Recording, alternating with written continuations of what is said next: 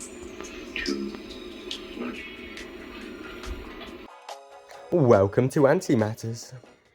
Hello everyone, it's been a little while. Unfortunately my phone broke, so I was unable to make a video for a little bit, but I'm back now and I thought I'd bring you all a special video on, well, basically my new favourite tank. This is my big natural setup and I've had it for about 6 months now. It's grown into a lush paradise and I absolutely love it. By far out of all of my tanks, this is definitely my favourite, even though I can't see any of the queens or anything. This new setup also happens to be a multi-species setup as well, which I'm super happy with that. The ants, they're all getting along so well. Let's have a look at how the tank came to be what it is now. So about 6 months ago, I started off with a pretty plain tank, to be honest. I also decided to give this tank a pond, and I thought it was the best thing ever. I still think it is.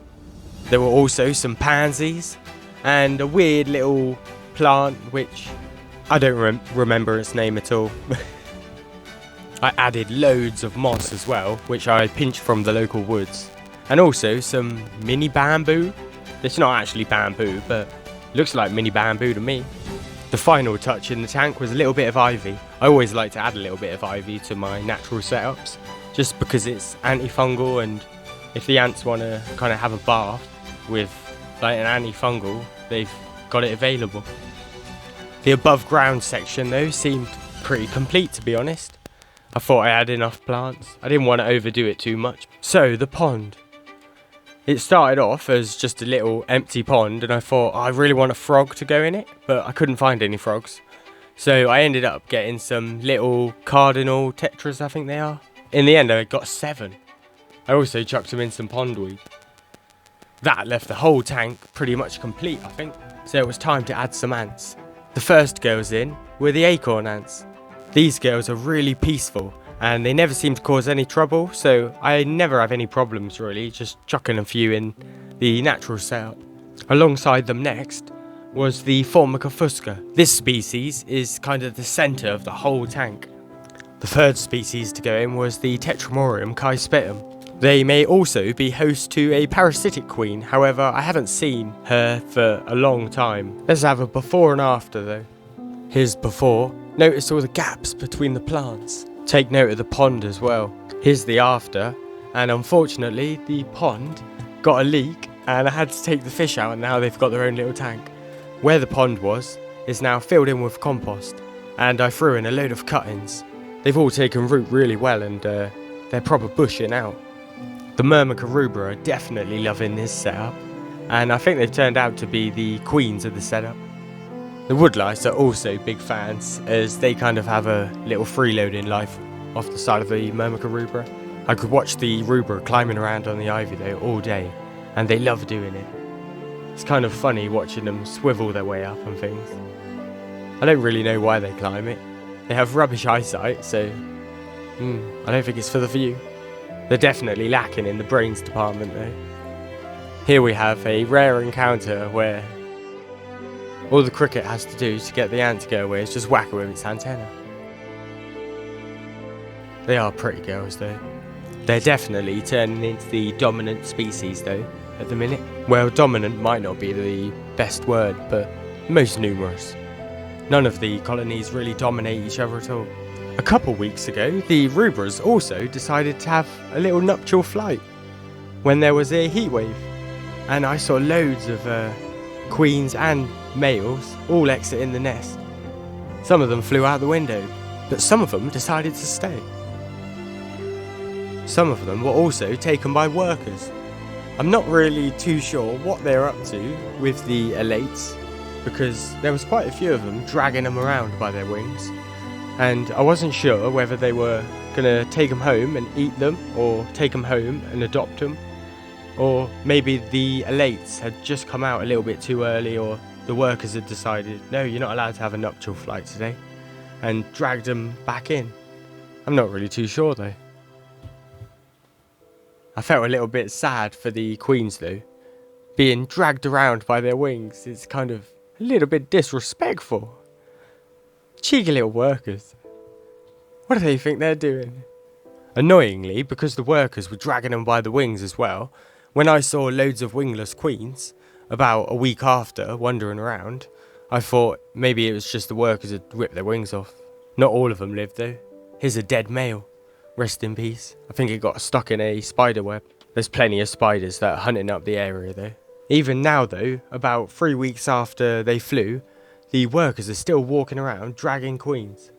Again, I don't know what they're up to with the queens, whether they're taking them home or what, but the queens don't seem very interested in coming home. Check out these two girls here. Oh, I have a bit of trophallaxis, and here we go. Sneak attack. Bam! In with the stinger. That's the queen being a savage, and it's like, what are you doing, Sheila? It does seem pretty aggressive on the queen's behalf, whatever she's up to. While some queens are fighting, other queens seem to just relax and get carried about fine. I wish I knew what they were up to though. Lately as well, some really big fights have been happening, where it's kind of 4 workers versus maybe 1 queen, I'm not sure. I managed to take 1 rock out of the nest while the ants were fighting. They were so transfixed on fighting each other that they didn't even bother to do anything about it. They just kept fighting. It's kind of like they've tried to make a splinter colony maybe, and it's been rejected, or I'm not sure, but there's a lot of fighting between the rubras. Luckily, this doesn't seem to extend to any of the other ants. The hub of the whole community though is the jelly pot. All sorts of little insects come over to the jelly pots. Here we got slugs, woodlice, rubras. There's some fuscas up in the ivy here, scouting out their next little treat. The fusca are very shy little ants, and they're very easily scared. They seem to get along really well though with the caespitum. They're not too scared of them at all. In fact, the caespitum seem more kind of worried about the fusca. I love watching all the different ants though, having a good feast on the jelly pots.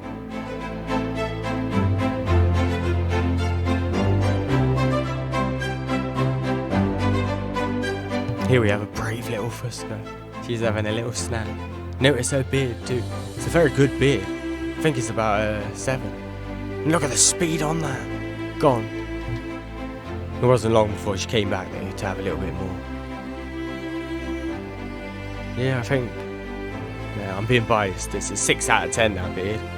But yeah, that's pretty good for a native species. They do remind me of Polyrhacus though, to be honest. The fusca also seem to be doing really well in the setup too. Gradually their numbers are going up, I think, and I always see them out looking for food and things like that. I think the fusca managed to get along so well with everybody because if anything turns up that could maybe be scary or dangerous, they just leg it at max speed. So yeah, they're pretty safe from all the predators. Here we have all 3 species though sharing the same jelly pot, and a woodlouse and a beetle which was stuck on its back. I didn't notice that it was stuck until it was still there 2 days after I filmed this. Then I flipped it over. The woodlice are definitely doing well in this setup. I've made a whole backboard out of wood in the tank, and I think they've started eating it. I know the rubra and the woodlice will certainly get along, and I'm not really too sure about the fusca, but I kind of expect that they'll probably get along with the woodlice too. The slugs on the other hand, they're little pests, and I gotta get rid of them because they're hurting my plants. So, managed to find a little frog in some moss, and I moved him in. This is Glenn, and I'm hoping that he'll chomp down on loads of the slugs. He's a timid little lad. He's also joined by a little zebra jumping spider. This little girl is super fast and really good at jumping. I'm hoping she'll catch some of the little flies and things like that. She might end up catching a few ants as well, but that's totally fine because at some point populations will have to be managed. Every so often I find random bugs too, like this beetle here. I was wondering where it came from and thought, I swear you weren't in here the other day. Then it flew off. This is a southern meadow centipede as well, and it's massive. Here's my finger, but it doesn't really show the scale. This little centipede though is at least 5 centimeters long. maybe even 60. They can grow up to 7 centimeters long though, which I think is massive. When I first looked in and saw this millipede, I thought it was 2 millipedes doing it, but after a few days of them doing it, I thought, what? And had a really good look and realised it's one solid millipede. There's plenty of little spiders in the tank as well. They're quite good at collecting the dead bodies of the rubras, otherwise they'll carry them around for ages and ages, dropping them and then picking them back up. But with spider webs, they catch them. Every little bug does a little job in the tank. Even these weird little things here. They walk around on the floor, sometimes annoying the spiders like there, but they also eat some of the rubbish on the floor, I think. They seem to be like a giant springtail or something. They're quite cool as well to look at. They have little spikes. I'm really happy though with how this whole tank is turned out, and I'm hoping that in the next 3 months it should really kind of mature, I hope. The ants definitely seem to be enjoying it, so fingers crossed in that department it continues to go that way. So I think that's all for this episode. I'll definitely bring some more updates on this tank. It's 100% my favourite now. Anyway, thanks for watching, have a fabulous week, may your ants live long and prosper, and bye!